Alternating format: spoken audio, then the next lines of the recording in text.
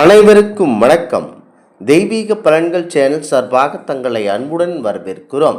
இன்று நம் காணொளியில் காண விரும்புவது பங்குனி மாத சிவராத்திரி சிறப்புகளை பற்றி இந்த காணொளியில் பார்க்கலாம். வாருங்கள் காணொளிக்கு செல்லலாம். மறக்காமல் ஒரு சப்ஸ்கிரைப் செய்யவும். பங்குனி மாத சிவராத்திரி தமிழ் ஆண்டின் இறுதி மாதத்தில் வரும் மிக முக்கியமான சிவ வழிபாட்டு திருநாளாகும். இது தேய்பிறை சதுர்த்தசி திதியில் அனுசரிக்கப்படுகிறது.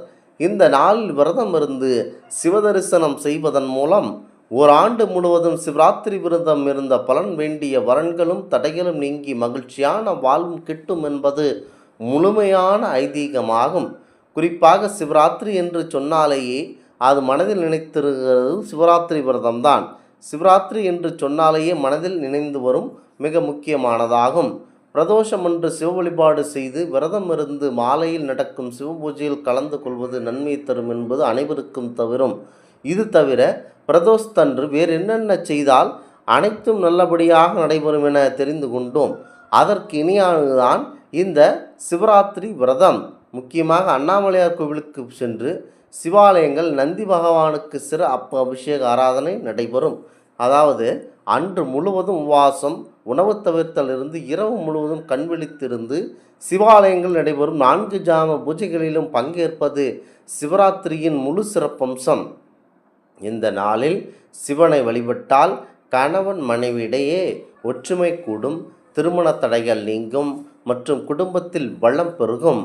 பங்குனி மாதத்தில் வரும் சிவராத்திரி புது ஆண்டு தொடக்கத்தின் முன் மனதளவில் தூய்மையடைவதற்கு, இறைவனுடைய அருளை பெறுவதற்கும் ஒரு அற்புதமான விரதம் என்று சொன்னால் அது சிவராத்திரி விரதம்தான்.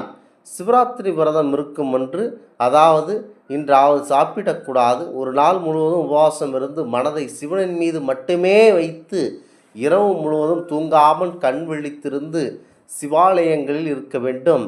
சிவராத்திரி விரதம் இருக்கும் என்று, அதாவது முக்கியமாக சிவராத்திரி நாட்களில் எதுவுமே சாப்பிடக்கூடாது, நாள் முழுவதும் உபவாசம் இருக்க வேண்டும். முக்கியமாக மனதை அந்த பரம்பொருள் சிவபெருமான் மீது வைத்து இரவு முழுவதும் தூங்காமல் சிவ சிந்தனையிலேயே கண்விழித்து சிவாலயங்களில் நடைபெறும் 4 ஜாம பூஜைகளிலும் பங்கேற்க வேண்டும். இன்றைய ஒரு நாள் வழிபாடு 1000 நாள் சிவ பூஜை செய்த பலனை அளிக்குமாம் என்பது சிவாக்கரின் வாக்கு.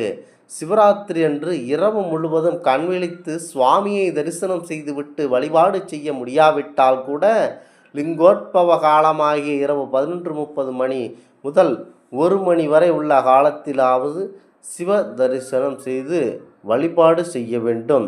ஏனெனில் இந்த நேரத்தில்தான் சிவன் ஜோதிலிங்கமாக தோன்றிய நேரமாக பார்க்கப்படுகிறது. மகா சிவராத்திரி என்று முறையாக விரதம் இருந்து இரவு முழுவதும் கண்விழித்து இறைவனுடைய நாமத்தையே சொல்லி வழிபடுவதனால் அளவற்ற நன்மைகள் கிடைக்கும். சிவராத்திரி வழிபாட்டினால் நீண்ட ஆயுள், நிறைந்த செல்வம், நல்ல மக்கட்பேறு பெறலாம், தீராத நோய்கள் நீங்கும் என்பது ஐதீகமாகும். குறிப்பாக இனி பிறவில்லா தன்மையை பெறலாம் என முன்னோர்கள் கூறுகிறார்கள். விரதத்தை சாஸ்திர சம்பிரதாயங்களில் கூற்றியுள்ளபடி அனுஷ்டிக்க பயந்து பலர் விரதம் இருக்க முயற்சிப்பதில்லை. இன்றைய சூழ்நிலையில் 100% உண்மையான விரதத்தை எடுத்தவுடன் அனுஷ்டிப்பது எவராலும் இயலாத காரியம். விரதமிருந்து உடலையும் மனதையும் பழக்க வேண்டும். ஒவ்வொரு மகா சிவராத்திரியின் போதும் முந்தைய சிவராத்திரியை விட சிறப்பாக அனுஷ்டிக்க வேண்டும். சங்கல்பம் செய்து கொண்டால் கொஞ்சம் கொஞ்சமாக விரதத்தை கைவரப்பெறும். இப்படியெல்லாம் கஷ்டப்பட்டுதான் விரதம் இருக்க வேண்டுமா என்று நீங்கள் கேட்பது நம் காதில் விழுகிறது. மனதில் தூய எண்ணத்துடன் மாசு நீங்கி இன்று ஒரு நாள் சிவ சிந்தனையில் இருந்தால் கூட போதும்.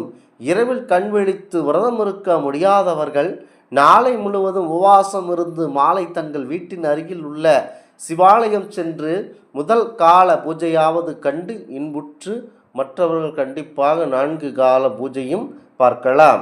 முக்கியமாக விரதம் இருக்க விரும்புகிறவர்கள் வீட்டிலேயே விரதம் இருக்க முடியும்.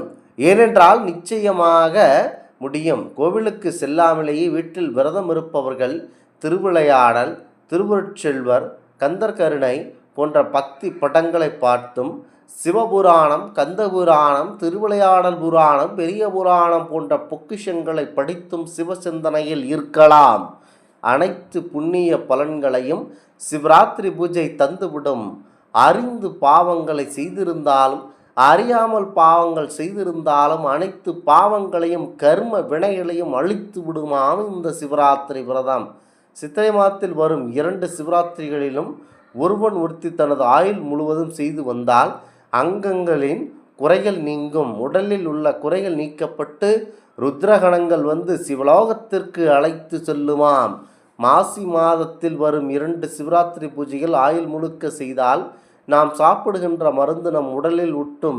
சாப்பிடுகின்ற மருந்து உடலில் ஒட்டினால்தான் நாம் நோய் நீங்கி ஆரோக்கியமாக வாழ முடியும். ஆனி மாதத்தில், குறிப்பாக ஆனி மாதத்தில் வரும் இவர் சிவராத்திரிகளில் பூஜைகளை ஆயுள் முழுக்க செய்தால் தேவதைகள் எல்லாம் நடனமாடி நம்மை வணங்கி தேவலோகத்திற்கு அழைப்பார்கள். ஆடி மாதத்தில் வரும் 2 சிவராத்திரிகளில் பூஜை செய்து ஆயுள் முழுக்க செய்தால் அம்பிகையுடன் சேர்ந்து சிவராத்திரி பூஜை செய்யலாம். ஆவணி மாதத்தில் வரும் சிவராத்திரிகளில் பூஜை செய்தால் ஓதிய பலன்கள் கிட்டும். புரட்டாசி மாதத்தில் வரும் 2 சிவராத்திரிகளில் ஆயுள் முழுக்க பூஜை செய்தால் செல்வம் பெருகும். ஐப்பசி மாதத்தில் வரும் இந்த சிவராத்திரிகளெல்லாம் செய்தால் ஆயுள் முழுக்க நன்மை கிடைக்கும். சிவன் பக்தன் என்று சொல்லிக் கொள்கின்ற ஒவ்வொருவருக்கும் அவசியம் தெரிய வேண்டும். கார்த்திகை மாதத்தில் வரும் 2 சிவராத்திரிகளிலும் பூஜை செய்திட சிவராத்திரி விரதம் இருந்திடல் வேண்டும். கார்த்திகை மாதத்து சிவராத்திரி பூஜையை பற்றி விவரிக்க 100 ஆண்டுகள் போதாது, அவ்வளவு சிறப்பு மிக்கது.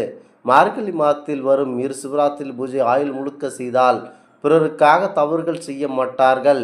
தை மாதத்தில் வரும் 2 சிவராத்திரி பூஜைகளில் கலந்து கொண்டால் ஆயுள் முழுக்க செய்தால் நெல் முதலான தானியங்கள் நன்கு விளையும். மாசி மாதத்தில் வரும் 2 சிவராத்திரி பூஜைகளில் நீங்கள் மனைவி மற்றும் நீங்கள் செய்தால் பிற பிள்ளைகளை நாடும் கணவன் திரிந்து விடுவான். கணவன் செய்தால் பிறரை மாதரை நாடும் எண்ணத்திலிருந்து நிச்சயம் மீண்டு வர முடியும். பங்குனி மாதத்தில் வரும் 2 சிவராத்திரி பூஜைகளில் பூஜை செய்தால் சிவபெருமானின் பங்குனி உத்திர நடனத்தை காணும் அரிய பாக்கியம் கிடைக்கும். பங்குனி உத்திர நடனத்தை பார்ப்பதற்கு 3 கோடி முறை மனிதன் பிறப்பு எடுத்து சிவசிந்தனையோடு வந்தால்தான் கிட்டும். அதை ஒரே ஒரு பிறவி பங்குனி மாத சிவராத்திரி பூஜையை பின்பற்றுவதன் மூலமாக கிடைத்து விடுகின்றன.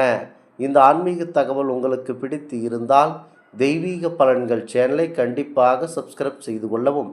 மீண்டும் ஒரு நல்லதொரு காணொளியில் உங்களை சந்திக்கிறோம். நன்றி, வணக்கம்.